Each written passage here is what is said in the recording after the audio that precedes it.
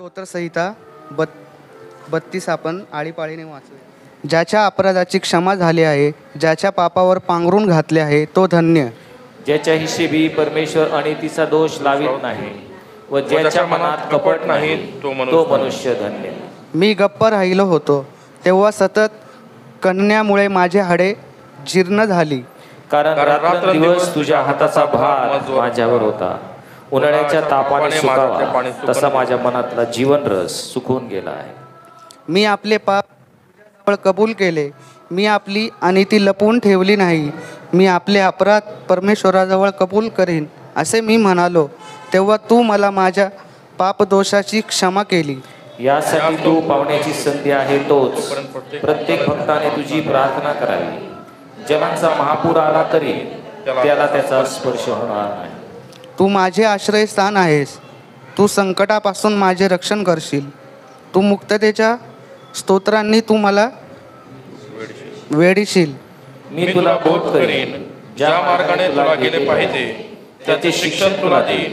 मी आपली दृष्टी तुझ्यावर ठेवून तुला बुद्धिवाद सांगेन. निर्बुद्ध घोडा किंवा खेचर यासारखे होऊ नका. त्यांना आवरण्यासाठी काम व ओटाळी अशी सामग्री पाहिजे नसली तरी मी तुझ्याजवळ यावायची नाहीत. दुर्जनांना पुष्कळ दुःखे भोगावे लागतात. परमेश्वर भाव ठेवणाऱ्यांभोवती दयेचे वेष्टन असते.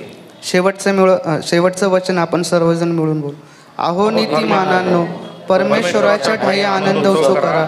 अहो सरळ मनाचे जन हो, तुम्ही सर्व आनंदाचा गजर करा. आमेन.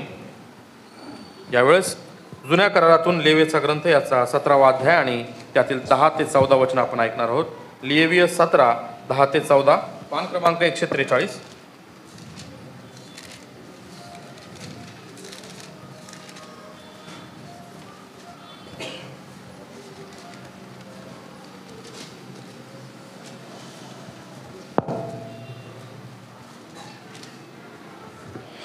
आपण लेवीय पुस्तकातून 17वा अध्याय आणि 10 ते 14 ही वचने वाचूया. रक्ताचे सेवन करणे वर्जन. इस्रायल घराण्यापैकी अथवा त्यांच्यामध्ये राहणाऱ्या परदेशी लोकांपैकी कोणी कोणत्याही प्रकारचे रक्तसेवन केले तर रक्तसेवन करणाऱ्या मनुष्याला मी विन्मुख होऊन त्याचा स्वजनातून उच्छेद करीन. शरीराचे जिवंत रक्तात असते आणि तुमच्या जीवाबद्दल वेदीवर प्रायश्चित करण्यासाठी ते मी तुम्हाला दिले आहे. कारण रक्तात जीव असल्याकारणाने रक्तानेच प्रायश्चित होते. म्हणून मी इस्रायल लोकांना म्हटले आहे की तुमच्यातील कोणी रक्तसेवन करू नये. तुमच्यामध्ये राहणाऱ्या परदेशियांनीही रक्तसेवन करू नये. इस्रायल लोकांपैकी कोणी अथवा त्यांच्यामध्ये राहणाऱ्या परदेशापैकी कोणी खाण्यालायक पशूंची किंवा पक्ष्यांची शिकार केली तर त्याने त्याचे रक्त जमिनीवर ओतून मातीने झाकावे. कारण प्राणी मात्रांच्या जीवनाविषयी म्हणाल तर त्याचे रक्त हे जीवन होय. ह्यास्तव इस्रायल लोकांना मी म्हटले आहे की कोणत्याही प्राण्याचे रक्त सेवन करू नये. कारण सर्व प्राण्याचे जीवन हेच त्याचे रक्त होय. ते जो कोणी सेवन करील त्याचा उच्छेद व्हावा. वाचलेले वचन देवबाप आपल्यासाठी आशीर्वादित करो. आमेन. यावेळेस नवीन करारातून पत्राचे वाचन आपण करणार आहोत. इब्रिकरास पत्र याचा 9वा अध्याय त्यातील 16 ते 22 वचनं. इब्री 9 16 ते 22 पान क्रमांक 310. हॅलो. यावेळेस आपण नवीन करारामधून इब्री लोकास पत्र याचा 9वा अध्याय आणि 16 ते 22 आपण ऐकूया. कारण जेथे मृत्यूपत्र आहे तेथे मृत्यूपत्रकर्त्याचा मृत्यू सिद्ध होणे आवश्यक आहे. मृत्यू झाल्यावर मृत्यूपत्र अंमलात येते. कारण मृत्यूपत्रकर्ता जिवंत आहे तोपर्यंत ते कधीच चालवायचे नाही. यास्तव पहिल्या कराराची स्थापना रक्ता वाचून झाली नाही. मोशाने नियमशास्त्राप्रमाणे सर्व आज्ञा सर्व लोकांस सांगितल्यावर पाणी, किरमीची लोकर व एजोब यासह गोऱ्याचे व बकऱ्याचे रक्त घेऊन पुस्तकावर व सर्व लोकांवरही सिंचन करीत म्हटले, जो करार देवाने आज्ञा करून तुम्हासाठी दिला आहे त्याचे हे रक्त आहे. आणि त्याने तसेच तसेच मंडप सेवेची सर्व पात्रे यावर रक्त शिंपडिले. नियमशास्त्राप्रमाणे रक्ताने सर्व शुद्ध होतात आणि रक्तपाता वाचून पापमोचन होत नाही असे म्हटले असता चालेल. आमेन. परमेश्वर करो वाचले वचन आशीर्वादित करो. त्याच्या नावाला मान महिमा गौरव आता आणि सदा सर्व काळ असो. आमेन. यावेळेस शुभवर्तमानाच्या वाचनासाठी आपण आपल्या जागेवर उभं राहू. शुभवर्तमान. आज करता नेमलेलं शुभवर्तमान योहान लिखित शुभवर्तमान याचा 15वा अध्याय आणि पहिल्या वचनापासून शुभवर्तमानास आरंभ होतो. हे कृपा तू देई सुवार्ता ऐकाया विचारे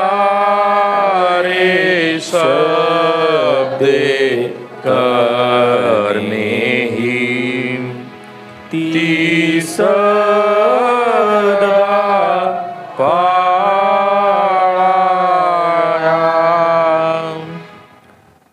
मीच खरा द्राक्षवेल आहे आणि माझा बाप माळी आहे.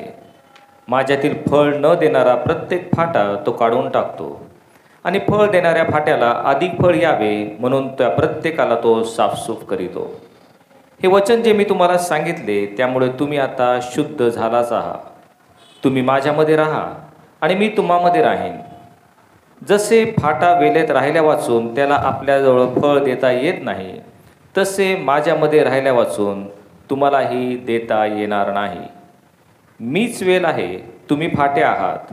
जो माझ्यामध्ये राहतो आणि मी ज्याच्यामध्ये राहतो तो पुष्कळ फळ देतो, कारण माझ्यापासून वेगळे असल्यास तुम्हाला काही करता येत नाही. हे ख्रिस्ताचं शुभवर्तमान आहे. देवाला स्तुती असो.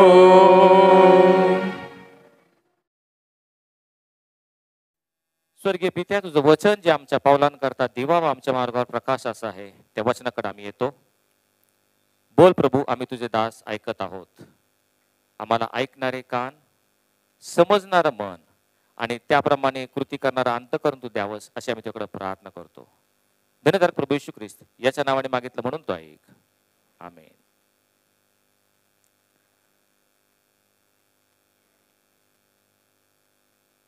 प्रियांनो, भयानक वेगानं नाशाकडे जाणाऱ्या परंतु एका प्रगतिशील युगामध्ये आपण सर्वजण वावरत आहोत.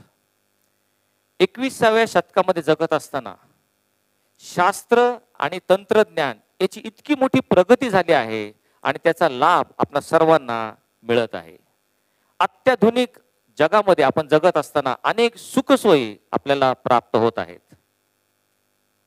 परवाच एका मॉलमध्ये जाणं झालं आणि त्या मॉलमध्ये गेलेलं असताना माझ्या अशा लक्षात आलं की त्या मॉलमध्ये किंवा त्या दुकानांमध्ये अशा बऱ्याचशा गोष्टी आहेत की काही वर्षांपूर्वी आम्ही त्याच्याशिवाय जगत होतो, पण आता त्या आवश्यक किंवा अनिवार्य झालेल्या आहेत.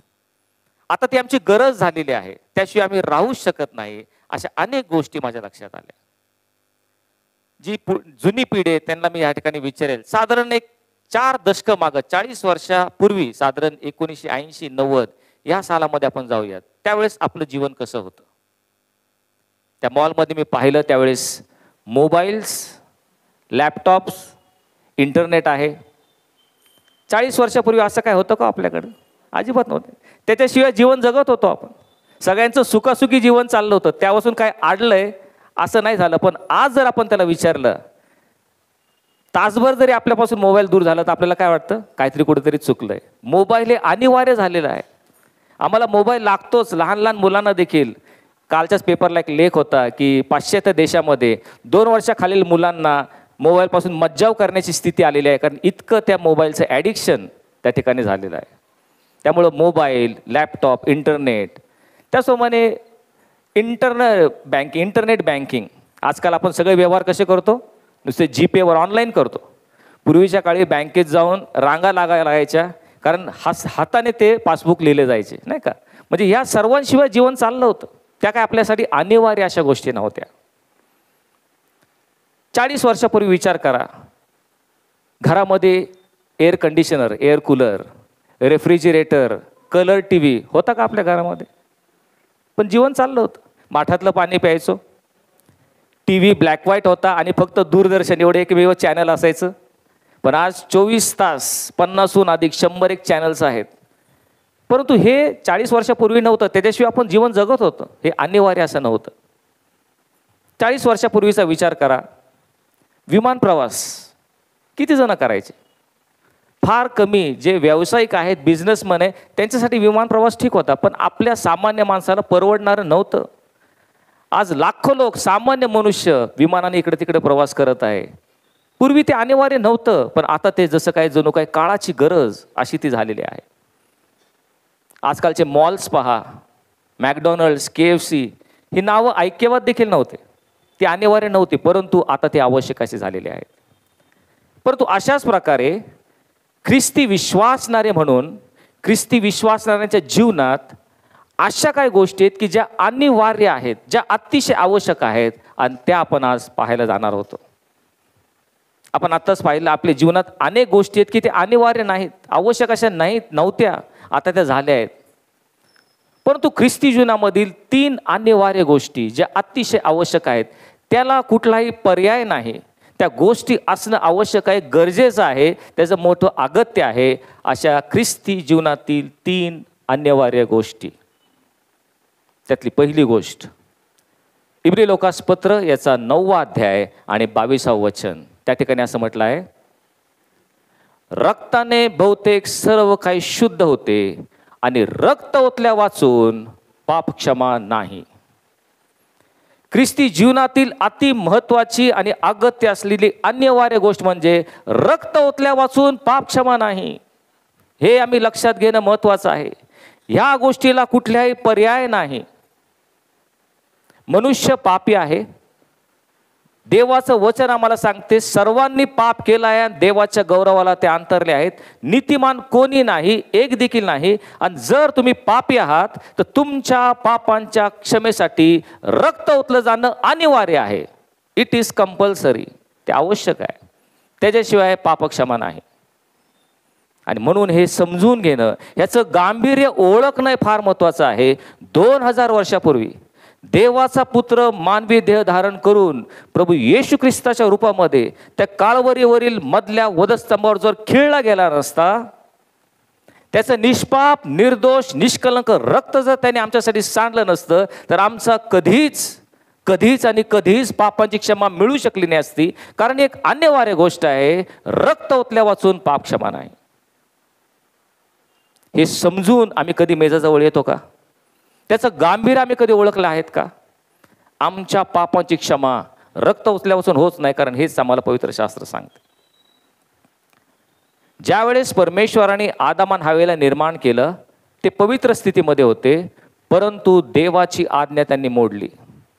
निषिद्ध असलेलं फळ त्यांनी खाल्लं, देवाविरुद्ध पाप केलं आणि पाप करताच त्यांचे डोळे उघडले आणि आपण नग्न आहोत हे त्यांना समजलं. त्यावेळेस त्यांनी काय केलं? त्यांनी आपल्यासाठी अंजिराच्या झाडाची पानं घेऊन आपल्या स्वतःला झाकलं. परंतु परमेश्वराला ठाऊक होतं, ही त्यांची नग्नता फार काळ झाकली जाऊ शकणार नसती, कारण अंजिराची झाडाची पानं लगेच वाळून गेली असती. त्यामुळे परमेश्वराने काय केलं? परमेश्वराने आदम आणि हव्वेला चर्मवस्त्र दिले असं म्हटलेलं आहे. चर्मवस्त्र म्हणजे कातड त्यांना लावलं. हे कातड आलं कुठून? परमेश्वराला एखादा पशु वधावा लागला. ज्या क्षणी पाप झालं त्या ठिकाणी रक्तपात आला. परमेश्वराला पशु वधून त्या चर्माने, त्या कातड्याने त्यांना झाकावं लागलं. आणि म्हणून लक्षात घ्या, ज्या क्षणी पाप झालं, ते उत्पत्तीपासून ते शेवटलं पुस्तक प्रगटीकरण, संपूर्ण 66 पुस्तकांमध्ये रक्तपात हे अटळ आहे. पाप येता क्षणी ह्या जगामध्ये रक्तपात आणि रक्तपात होणार. ते शेवटल्या प्रगटीकरणाच्या 20व्या अध्यायामध्ये सुद्धा हर्मगिदोनची लढाई जे रक्तपाताने भरलेली आहे, त्या ठिकाणी नमूद करण्यात आलेली आहे. आणि म्हणून पापसिंचन केल्याशिवाय पापाचं क्षालन त्या ठिकाणी होत नाही. आम्ही समजून घेणं महत्वाचं आहे. जेथे पाप तिथे रक्तसिंचन हे आवश्यक आहे. आणि म्हणूनच लेवीच्या पुस्तकात मोशे त्या ठिकाणी लिहितो, तुमच्या शरीराचं जीवन तर तुमच्या रक्तात आहे आणि म्हणून रक्तानेच प्रायश्चित्त होते, हे आम्ही लक्षात घेणं गरजेचं आहे. जर तुमच्या पापांचं प्रायश्चित्त तुम्हाला करायचं असेल, पापांची क्षमा मिळवायची असेल, तर रक्त सांडलं गेलं पाहिजे. कारण तुमच्या शरीराचं जीवन जे आहे ते तुमच्या रक्तात आहे. तुमच्या शरीरातलं रक्त काढून घेतलं तर आपण धाडकल खाली कोसळून मरून जाऊ. तुमचं रक्त हेच तुमचं जीवन, तुमचं जीवन तुमच्या रक्तामुळं आहे, हे समजून घेणं गरजेचं आहे. आणि म्हणून ज्या वेळेस प्रभू येशू ख्रिस्त वधस्तंभावर मरण पावला, रक्ताचा शेवटला थेंब गाळून संपूर्ण रक्तप्रवाह करून वधस्तंभावर तो मरण पावला, त्याचं जीवन जे आहे ते तुमच्या माझ्यासाठी त्याने ओतून दिलं आणि म्हणूनच आमच्या पापांची क्षमा त्याच्या नावामध्ये आम्हाला मिळते, हे आम्ही लक्षात घेणं गरजेचं आहे. मिसर देशामध्ये ज्यावेळेस 10 पिढ्या परमेश्वराने पाठवल्या, त्यातली शेवटली पिढा म्हणजे मिस्रातील प्रत्येक मनुष्याचा किंवा कुटुंबाचा प्रथम जन्मलेला याचा मृत्यू. परंतु ही पिढा इस्रायल लोकांवर गोशेन प्रांतात येऊ नये म्हणून परमेश्वराने त्यांना एक आज्ञा दिली. ती आज्ञा ही, तुमच्या प्रत्येक कुटुंबाने एक कोकरू घ्यावं. ते कोकरू म्हणजे 1 वर्षाचा अदुष्य अव्यंग नर असावा. तो कोकरू तुम्ही वधावं आणि त्याचं रक्त एका भांड्यात घेऊन ते रक्त आपल्या दारांच्या बाह्यांना आणि कपाळपट्टाला लावावं. ज्यावेळेस मृत्यूचा दूत तुमच्यापासून जाईल त्यावेळेस तो रक्त पाहिल आणि तुम्हाला ओलांडून जाईल. रक्तही तुमच्यासाठी खून असेल असं त्याने स्पष्टपणे सांगितलं होतं. ज्या ज्या घराच्या पासून तो दूत गेला त्या घरावर ज्या ठिकाणी रक्त होतं ते रक्त त्याने पाहिलं आणि त्या घराला ओलांडून गेला. म्हणून त्या घरातला प्रथम पुत्र मरण पावला नाही, ती मरी त्यांच्याकडून टळली. आणि म्हणून लक्षात घ्या, जर देवाने तुम्हाला ओलांडून जावं, देवाने तुमचा न्याय करू नये, पापाचं वेतन मरण हे तुमच्यावर येऊ नये, अट एकच असेल, परमेश्वर म्हणतो मी तुमच्याकडे रक्त पाहीन आणि तुम्हाला ओलांडून जाईन. त्या शेवटल्या भयानक न्यायाच्या दिवशी त्या विश्वासणाऱ्याने किती मोठा सेवा कार्य केलेलं आहे, किती मोठा दानधर्म किंवा परोपकार त्याने केला, किती मोठे मंडळीमध्ये सक्रिय सेवा केली, ह्याला कुठलंच महत्त्व राहणार नाही. परमेश्वर म्हणतो त्या माझ्या पुत्राचं रक्त जर तुमच्यावर असेल, त्या ख्रिस्तावर तुम्ही विश्वास ठेवला असेल, त्याच्या रक्ताने तुमचं तारण झालं, हा जो तुमचा विश्वास असेल तर तुम्ही रक्त पाहिल आणि तुम्हाला ओलांडून जाईल, तुमच्यावर न्यायाचा प्रसंग येणारच नाही. आणि म्हणून लक्षात ठेवा, ही गोष्ट अनिवार्य आहे. रक्त ओतल्या वाचून पाप क्षमा नाही. बाप्तिस्मा करणारा योहान यार्दनेमध्ये बाप्तिस्मा देत आहेत. जे सर्व पापी आहेत पश्चातापासाठी मोठी रांग लावून बाप्तिस्मा घेत आहेत, त्याच्यामध्ये प्रभू येशू समोरून येत आहे. आणि बाप्तिस्मा करणारा योहान त्याच्याकडे पाहून म्हणतो, हा पहा जगाचा पाप हरण करणारा देवाचा कोकरा.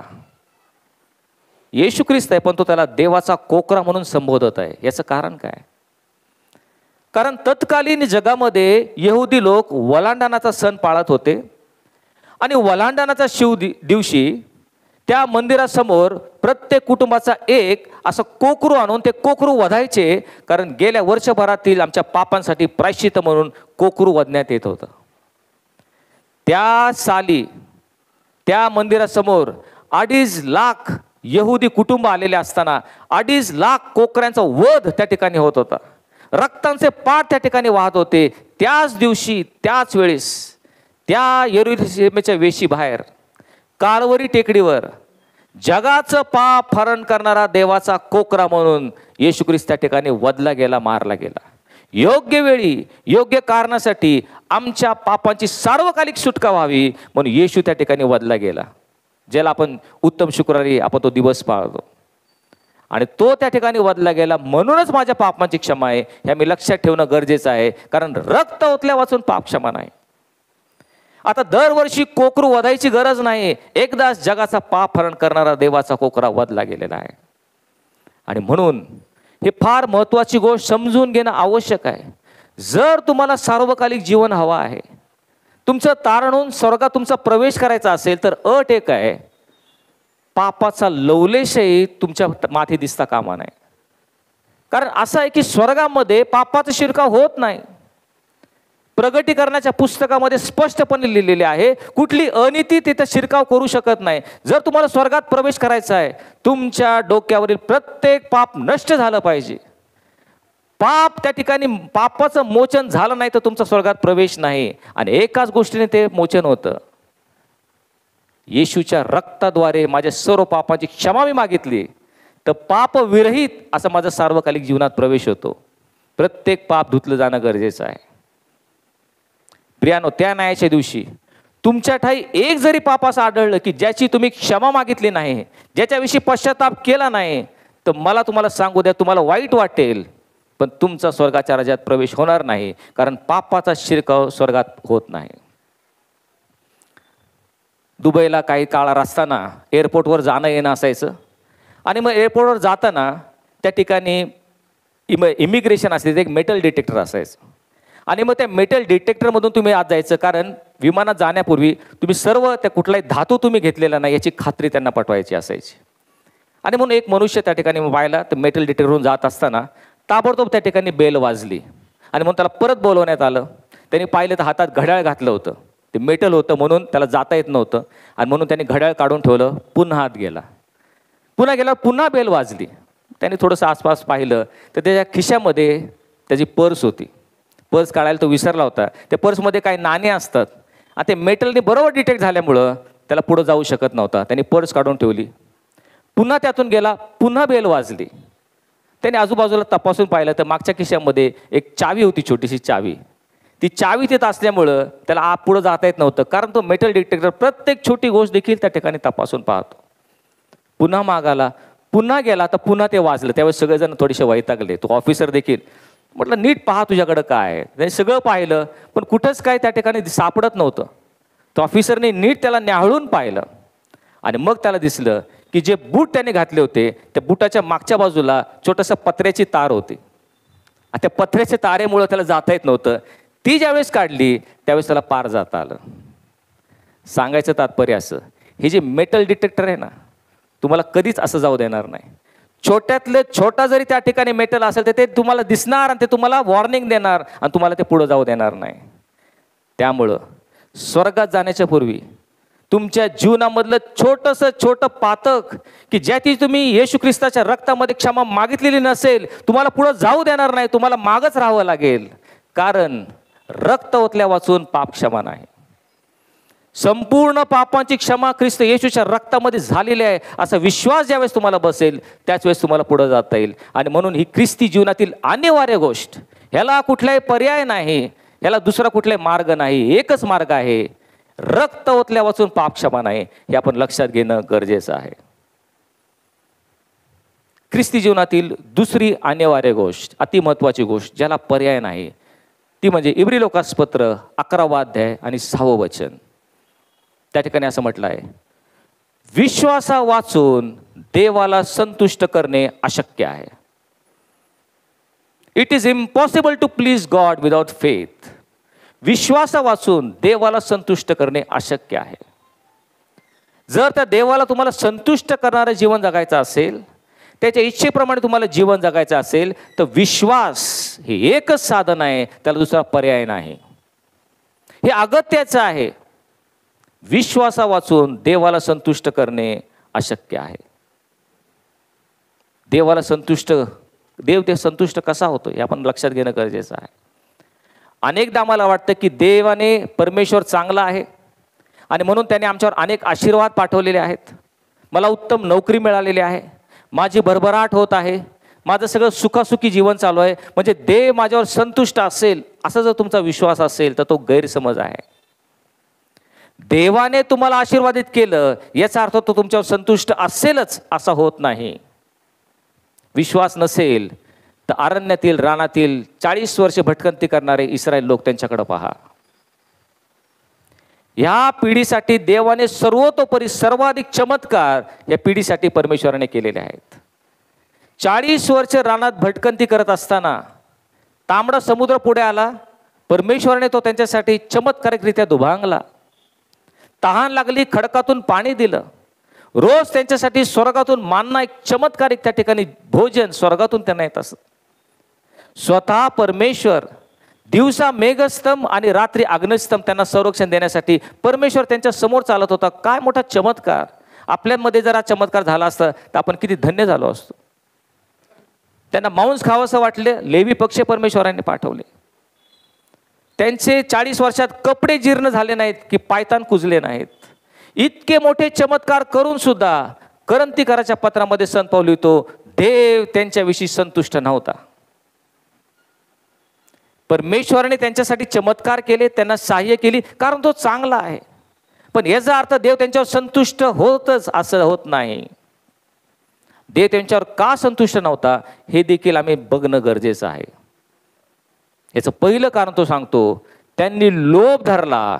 तसं तुम्ही लोभ धरू नका, कारण त्यामुळं देवाचा संतुष्टपणा निघून गेला. देव त्यांच्यावर असंतुष्ट झाला. त्यांनी लोभ धरला. कुठला लोभ धरला ह्या इस्रायल लोकांनी? ज्या वेळेस ह्या रानामध्ये भटकंती करत होते ते म्हटले, हे जे मान्ना आहे, मधाची भाकर अशी असायची, ते खाऊन आमचा जीव आता सुकला आहे. हे हलकं खाणं खाऊन आम्हाला कंटाळा आला आहे. मिस्रामध्ये आम्हाला मासे फुकट मिळत होते, आम्हाला तिथं काकडी, गाजर, लसूण आणि कांदे मिळत होते, याची आम्हाला आठवण होते. म्हणून त्यांनी लोभ धरला. परमेश्वर म्हणतो, असं तुम्ही लोभ धरू नका, नाही तर देव तुमच्यावर संतुष्ट होणार नाही. पुढे तो म्हणतो, त्यांनी मूर्तीपूजा केली. होय, असं म्हटलंय, ते खाण्यापिण्यास बसले आणि नंतर उठून नाच गाण्याने तमाशा केला. मूर्तीपूजा त्यांनी केली. तशी तुम्ही मूर्तीपूजा करू नका. आज तुमच्या मनामध्ये देवाचं अग्रस्थान जर कुठल्या मूर्तीने घेतलं असेल, तुमची सेवा, तुमचा नवरा, तुमची बायको, तुमची लेकरं, कुठल्याही गोष्टींनी, तुमची प्रॉपर्टी किंवा इस्टेट यांनी जर तुमचं अग्रस्थान घेतलं असेल, तर परमेश्वर म्हणतो मूर्तीपूजा करू नका, नाही तर मी तुमच्यावर संतुष्ट होणार नाही. त्यांनी मूर्तीपूजा केली. आणखी पुढे म्हटलंय, त्यांनी जार कर्म केले आणि त्यातले 23,000 लोक मरण पावले. येशूने आम्हाला सांगितलेलं आहे, जो कोणी एखाद्या स्त्रीकडे जारकर्मी विचाराने पाहतो त्याने आपल्या मनात त्याची जारकर्म केलाच आहे. जारकर्म करू नका, अशाने देवाचा असंतोष तुमच्यावर येतो. आणि म्हणून विश्वासाशिवाय देवाला संतुष्ट करणे अशक्य आहे. विश्वास बाळगा. आणखी असं म्हटलंय, त्यांनी प्रभूची परीक्षा पाहिली आणि ते सापाच्या योगे मरण पावले. अनेक वेळा 40 वर्षात इस्रायल लोकांनी स्वतः परमेश्वराची परीक्षा पाहिली. तो म्हणतो, मला 10 तुम्ही माझी परीक्षा पाहिली, माझ्यावर अविश्वास दाखवला. वचनदत्त देशात घेऊन जाणार होतो, पण तुमच्यातल्या 12पैकी 10 म्हटले ही अशक्य आहे, ते लोक धिप्पाड आहेत. विश्वासा वाचून देवाला संतुष्ट करणे अशक्य आहे. अविश्वासामुळे त्यांना पुन्हा मागं फिरवलं आणि 40 वर्षे त्यांची भटकंती परमेश्वराने केली. विश्वास ठेवा. जे वचन आपण ऐकतो नुसतं ऐकून सोडून देऊ नका, त्या प्रत्येक वचनावर विश्वास ठेवा, कारण विश्वासाशिवाय देवाला संतुष्ट करणे अशक्य आहे. It is impossible. त्यांनी कुरकुर केली आणि संहारकर्त्या करून ते नाश पावले. प्रत्येक वेळेस कुरकुर करणारे. आम्हाला या ठिकाणी का आणलं? मिस्रात आम्ही मेलो असतो, तिथे आमच्या कबरा असते तर बरं झालं असतं. प्रत्येक वेळेस कुरकुर करणारे लोक आहेत. आणि अशाने देवाचा असंतोष तुमच्यावर येतो. आणि म्हणून त्या ठिकाणी म्हटलं आहे, विश्वासाशिवाय देवाला संतुष्ट करणं अशक्य आहे. आणि म्हणून ह्या गोष्टी आपण लक्षात ठेवूया. 2 महत्त्वाच्या गोष्टी. रक्त ओतल्या वाचून पाप क्षमा नाही, हे अनिवार्य आहे, ह्याला दुसरा पर्याय नाही. त्याचप्रमाणे विश्वासाशिवाय देवाला संतुष्ट करणे अशक्य आहे. आणि तिसरी आणि महत्त्वाची गोष्ट, स्वतः प्रभू येशू ख्रिस्त योहान कृत शुभवर्तमान याचा 15वा अध्याय आणि 5व्या वचनात तो म्हणतो, मी वेल आहे आणि तुम्ही फाटे आहात. जो माझ्यामध्ये राहतो व मी ज्याच्यामध्ये राहतो तो पुष्कळ फळ देतो, कारण माझ्या वाचून वेगळा असल्यास तुम्हाला काहीच करता येत नाही. ख्रिस्ता वाचून वेगळा असल्यास तुम्ही काहीच करू शकत नाही. ते अनिवार्य आहे की आम्ही ख्रिस्तामध्ये असलं पाहिजे. It is impossible to do anything without Christ. ख्रिस्ता वाचून वेगळा असल्यास तुम्हाला काहीच करता येत नाही. येशूने स्पष्टपणे सांगितलं, काटेरी झाडावरून द्राक्ष आणि रिंगणाच्या झाडातून अंजीर कुणी काढेल काय? शक्य नाही. चांगल्या झाडाला वाईट फळ येत नाही आणि वाईट झाडाला चांगलं फळ येणे शक्य नाही. आणि म्हणून तो म्हणतो, प्रत्येक झाड जे चांगलं फळ देत नाही ते उपटून तोडून ते अग्नीत टाकलं जाईल. यास्तव तुम्ही त्यांच्या फळांवरून त्यास ओळखाल. आमच्या जीवनातली जी फळं आहेत त्या फळांवरून हे अंधकारमय लोक, ख्रिस्तीतर लोक आम्हाला ओळखणार आहेत. आमची फळं चांगली आहेत का वाईट आहेत. कारण जो कोणी ख्रिस्तामध्ये राहतो आणि ख्रिस्त त्यामध्ये राहतो तोच केवळ फळ देऊ शकतो. कारण माझ्या वाचून वेगळा असल्यास तुम्हाला काहीच करता येत नाही. प्रिय, एखादं झाड पहा, 50-60 वर्ष 100 वर्षापूर्वीचं झाड आहे. त्या झाडाला एक मोठं खोड आहे, 100 वर्षापूर्वीचं त्यामुळे जाड खोड आहे. त्या खोडाला एक फांदी आलेली आहे आणि त्या फांदीला फळ येतं. आणि जर त्या फांदीला विचारलंस की तुला फळ कसं काय येतं, 20 वर्ष 40 वर्ष 50 वर्ष 100 वर्ष तू दरवर्षी फळ देतेस, हे फळ तुला कसं येतं, या फांदीला विचारलं तर ती फांदी नम्रपणे एकच गोष्ट सांगते, मी केवळ एकाच गोष्टीची दक्षता बाळगते आणि ते म्हणजे मी त्या खोडात आहे की नाही एवढं फक्त मी काळजी घेते. कारण मला माहीत आहे जोपर्यंत मी त्या खोडात आहे तोपर्यंत मला फळ येणार. 100 वर्षापूर्वीचं झाड असू दे, दरवर्षी त्या फांदीला रोज फळ येऊ दे, पण ज्या क्षणी ती फांदी त्या खोडापासून छाटली जाते त्या क्षणी फळ यायचं बंद होतं. ख्रिस्ती जीवनामध्ये तुम्ही किती ख्रिस्ती जीवनात पुढे गेलेले असाल, 20 वर्ष 30 वर्ष मंडळीची सक्रिय सेवा तुम्ही केलेली असेल, कलागुणांनी परमेश्वराने तुमचा उपयोग करून घेतला असेल, पण ज्या क्षणी तुम्ही ख्रिस्तापासून विरहित होता, ख्रिस्तापासून वेगळे होता, स्वतःची फुशारकी मारून मी कोणीतरी आहे, माझ्यामुळे झालं, माझ्यामुळे या गोष्टी होतात, असं ज्यावेळेस आम्ही म्हणू शकतो, फळ येण्याचं तिथेच बंद होतं. कारण ख्रिस्तापासून वेगळं असल्यास आम्हाला काहीच करता येत नाही. हे एक अनिवार्य सत्य आम्ही समजून घेतलं पाहिजे. आज अनेक देवाचे सेवक स्वतःचा अहंकार, स्वतःची गुर्मी, स्वतःचा मीपणा याच्यामुळं दिसायला तर सेवा करताना दिसतात, परंतु फळं त्यांच्यातून गेलेले आहेत. पवित्र आत्म्याचा अभिषेक निघून गेलेला आहे, नुसतीच सेवा करत आहेत. आज आमची अशी स्थिती आहे का? ख्रिस्तापासून वेगळा असल्यास आम्हाला काहीच करता येत नाही. एकदा येशू ख्रिस्ताने एक अंजिराचं झाड पाहिलं आणि भूक लागली म्हणून खूप आशेने त्या अंजिराच्या झाडाकडे गेला. पण त्याला पाहिलं तर त्याला एकही फळ नव्हतं, केवळ पानच त्याला होते. आणि येशू तिथं काय म्हटला? येशू म्हटलं, इथून पुढे तुला कधीच कुठलंही फळ नाही येऊ. आणि ताबडतोब ते अंजिराचं झाड वाळून गेलं असं म्हटलेलं आहे. हे पाहून शिष्यांना फार आश्चर्य वाटलं. तेव्हा येशू त्यांना म्हटला, तुम्ही विश्वास ठेवून मनात कुठली शंका न बाळगता जर तुम्ही असं म्हणाल तर तुम्ही देखील हेच कार्य कराल. एवढंच नाही तर तुम्ही विश्वासानं डोंगराला जरी म्हटला इथून निघून तू समुद्रात जाऊन पड, तर ते देखील शक्य होईल. तुम्ही विश्वासानं प्रार्थनेत जे काय मागाल ते तुम्हाला मिळेल. प्रियानो, हा विश्वास अतिशय महत्वाचा आहे. तो म्हणतो मोहरीच्या दाना एवढा विश्वास असला तरी चालेल, तुम्ही अशक्य त्या गोष्टी करू शकाल. आणि म्हणून हे लक्षात ठेवलं पाहिजे, ही एक अनिवार्य गोष्ट आहे. ख्रिस्तापासून वेगळा असल्यास आम्हाला काहीच करता येत नाही. आज ख्रिस्ती जीवनातील 3 अनिवार्य गोष्टी आपण पाहिल्यात, त्या स्मरून त्याप्रमाणे आपण चालण्याचा प्रयत्न करूयात. सर्वात पहिली गोष्ट, रक्त ओतल्या वाचून पापक्षमा नाही. तुम्हाला जर पापक्षमा हवे असतील तर लूक प्रेषितांचे कृत्य याचा 4 अध्याय 13 वचनात तो म्हणतो, तारण दुसऱ्या कुणाकडूनही नाही.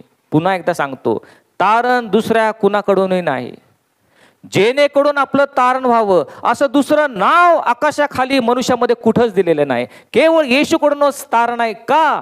कारण रक्त ओतल्या वाचून पाप क्षमा नाही. त्या येशूने आपलं निष्पाप निष्कलंक रक्त त्या कालवरीवर ओतलं, त्यामुळे त्याच्याद्वारेच आमच्या पापांची क्षमा आहे. आणि म्हणून आम्ही तारण आहे हे आम्ही लक्षात घेणं गरजेचं आहे. दुसरी गोष्ट, विश्वासा वाचून देवाला संतुष्ट करणे अशक्य आहे. हा जो आमचा छोटासा अल्प विश्वास आहे तो दृढ करूयात, विश्वासामध्ये वृद्धिंगत होऊयात. प्रत्येक वचन वाचल्यानंतर त्यावर विश्वास ठेवून त्याप्रमाणे आमचं जीवन कंठण्याचा प्रयत्न करूयात. आमच्या जीवनामध्ये एक आमूलाग्र बदल होईल. आणि शेवटची आणि महत्त्वाची गोष्ट, ख्रिस्तापासून वेगळे असल्यास आम्हाला काहीच करता येत नाही. होय, त्या पेत्राकडे आपण पाहत आहोत, रात्रभर प्रयत्न केले, एकही मासा गळाला आला नाही, कारण ख्रिस्त त्याबरोबर नव्हता. सकाळी येशू ख्रिस्त आला आणि तो म्हटलं जाळं उजवीकडे टाका, आणि 153 मोठे मासे अडकले की ज्याच्यामुळं ते जाळं देखील फाटू लागलं. काय फरक होता? रात्री येशू त्याच्याबरोबर नव्हता म्हणून अपयश, असफलता आली. दिवसा येशू त्याबरोबर होता आणि म्हणून यश त्या पदरी पडलं. कारण येशूपासून वेगळे असल्यास तुम्हाला काहीच करता येत नाही. प्रार्थना करूयात. स्वर्गीय पिते, आज तुझ्या पवित्र वचनातून आमच्या जीवनामधील 3 अनिवार्य गोष्टी तू आम्हाला दाखवून दिल्या आहेस. प्रभू, आम्हाला त्या ठिकाणी दाखवून दिले की ह्याला कुठलाही पर्याय नाही, ते करणं आम्हाला आवश्यक आहे. आणि म्हणून त्याच्यावर मनन करून त्याच्याद्वारे आमच्या जीवनामध्ये परिवर्तन घडून एक आमूलाग्र जीवन जगण्यासाठी तुझ्या पवित्र आत्म्याचं मार्गदर्शन तू आम्हाला कर, अशी तुझ्याकडे प्रार्थना करतो. धन्यवाद प्रभू येशू ख्रिस्त याच्या नावाने मागितलं म्हणून तो ऐक. आमेन.